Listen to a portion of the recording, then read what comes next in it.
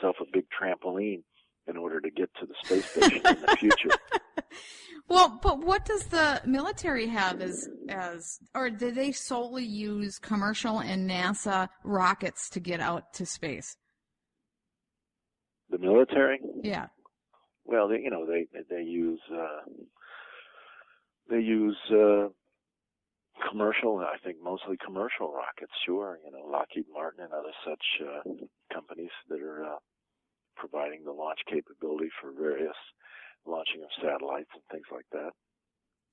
What do you think is going on with all the spaceports being built all over the country? Right now we have 15 spaceports, and it looks like there's at least 10 more in plan.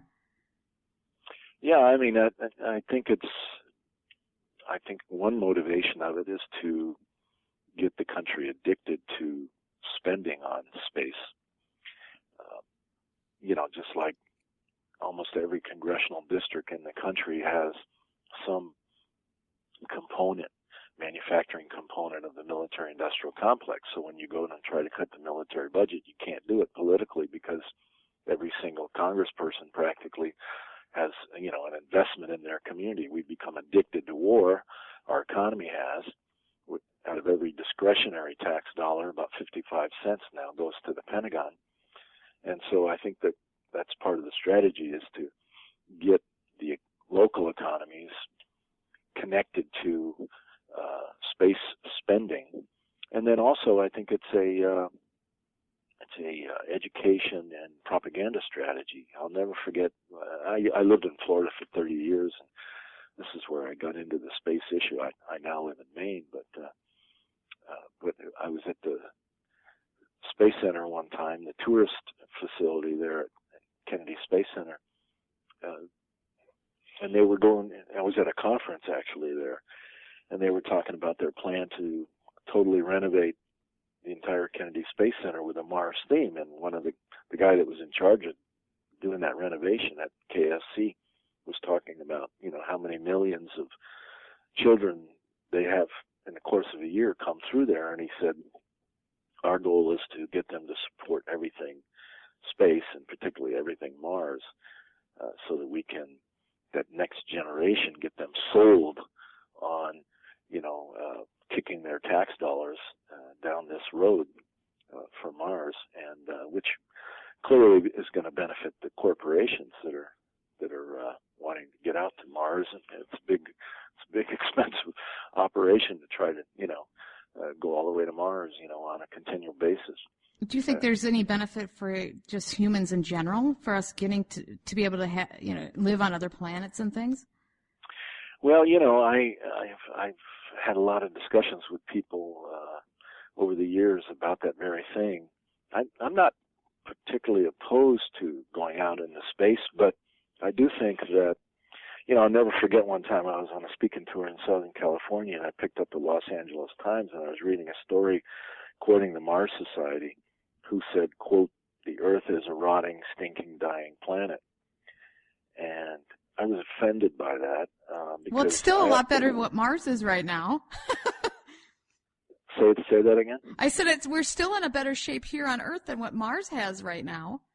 Well, yeah, exactly. And I personally think this is a beautiful planet. I love the color, the fragrance. Certainly we do have pollution problems. The Pentagon's the largest contributor to climate change on the planet, has the largest carbon footprint of any other institution on the planet, was excluded from the Kyoto Protocols. The United States wouldn't sign them unless the Pentagon and its footprint were excluded. So, I think there's a lot we can do on this planet to clean it up and take good care of it and learn to live properly before we go careening off into space, again, carrying that bad seed. See, I think we're a very immature species, and that if we do go careening off into, to Mars and the moon and all these other places, the way we presently think, with this war system and the ecological disasters, we're creating all this space junk orbiting the planet. Years ago, I organized a protest at the Space Center, and Edgar Mitchell, one of the Apollo astronauts, he's the only former astronaut to ever come to one of our protests there at the Space Center. And he spoke out strongly about his concern about space junk, saying that it's so bad now, we have to move a space station to another orbit because they're tracking space junk that's coming dangerously close. But he went on to say, that we blow up somebody's satellite, we knock out some country's satellite with anti-satellite weapons, and we're going to create enough space junk additionally up there that we're going to be entombed to the planet. We're not going to be able to get off this Earth. So I say to all my friends and people that I meet that are, really itching to get out into space, you better start thinking about, our environmental impact in our own orbit. We've got to begin to have a whole new consciousness about space, that it's not You just like have to be smart, right? I mean, it's just stupid. If you're going to kill yourself, if there's junk in the way and you're going to die trying to get out, or you just can't have anything orbiting, you can't have a space station because we got too much junk there, it's dumb. So why do dumb things? And let's try to be smarter. Well, yeah, and that's what we keep doing, though. We keep doing stupid things. We're in a cycle of perpetual war right now. Well, that's pretty dumb too. So, that's why I'm saying that my ultimate point is, until we become a little wiser, until we become a little more reflective, I don't think we're ready. We're like, teenagers that want to drive our daddy's car, but, we're not, we haven't even learned to drive yet, We sneak out of the house and drive the car? and wrap it around a telephone pole. And so that's, I believe, my humble opinion, that this is the way, the kind of consciousness we would be carrying with us as we go off into space at this time. And so that's why I've always been interested in the work of our organization, the Global Network Against Weapons and Nuclear Power in Space, because we're trying to create a global discussion, a global debate, a global consciousness raising about what kind of seed should we carry with us when we inevitably do move out deep into deeper space. Well, moving out into space is actually kind of a wise thing to do, too, when you think about it, because with having nuclear weapons and so many people having it, it's just almost a mathematical certainty that at some point a nuclear weapon's going to go off and that somebody's going to use it, right? That's a sad thing to think about, but it really is true. You get so many people and so much time goes by, some idiot at some point is going to use it. And just for our own protection, to be able to live on other planets is probably a smart move.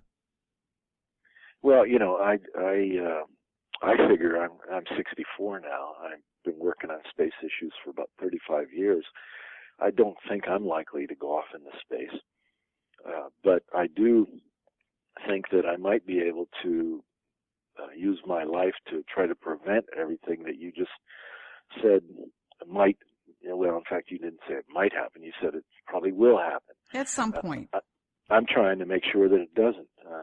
Although I will tell you, one time I showed up at a protest at the Space Center wearing a NASA flight suit someone got a hold of and gave me, and I got up on the stage and announced that NASA had started a contest to have the first activists in space, and that I had applied and been accepted, and that in fact I had won the contest, but there was only one downside. It was only a one-way flight.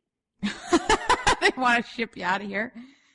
And so some people believe me, actually. They didn't realize I was just joking.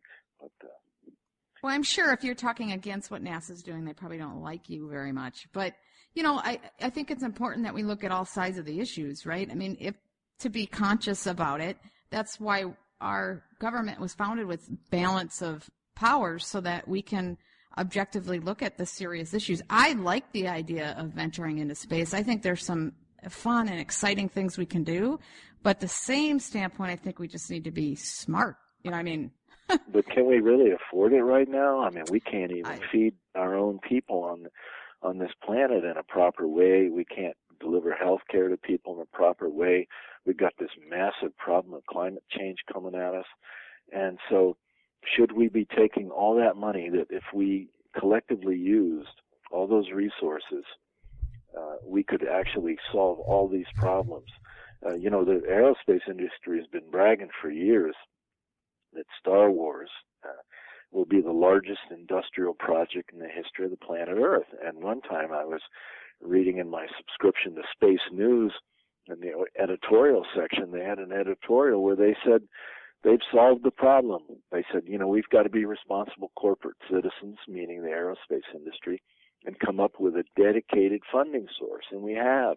And they said, we're now sending our lobbyists to Washington to secure it. And you know what it was? What? The entitlement programs, which officially in America are Social Security, Medicare, Medicaid, and what's left of the welfare program after Bill Clinton got finished with it. So these are the programs that the aerospace industry has targeted for defunding in order to pay for everything space. Well, I have a problem with that, okay? Well, I think that if you just take a significant portion of, we spend so much on the military all over the world. If you just cut that back by 10%, we could solve a lot of our hunger issues. We could solve, there's so many things that we could solve if we didn't spend it all on the military. We're so much, how many bases do we have around the world? Almost 1,000. How many bases does other countries? Professor David Vine from American University has just come out with a book called Base Nation, where he says we have 1,000 bases. I know that Russia has 2 or 3 that I'm aware of, one in Syria, one in the stands. I forget which stand, Kyrgyzstan, Tajikistan, I'm not sure which, but one there, one in Syria. That's 2 that I know of. They might have one somewhere else.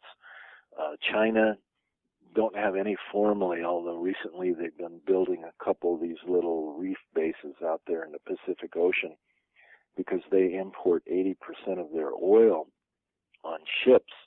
And under the Obama pivot to Asia Pacific, we're moving 60% of our military forces in the Asia Pacific, including a massive naval buildup, building new bases in places like Jeju Island and Korea on a pristine 500-year-old fishing and farming community that are being torn apart for this new base for U.S. warships so that we can have the potential to interdict China's importation.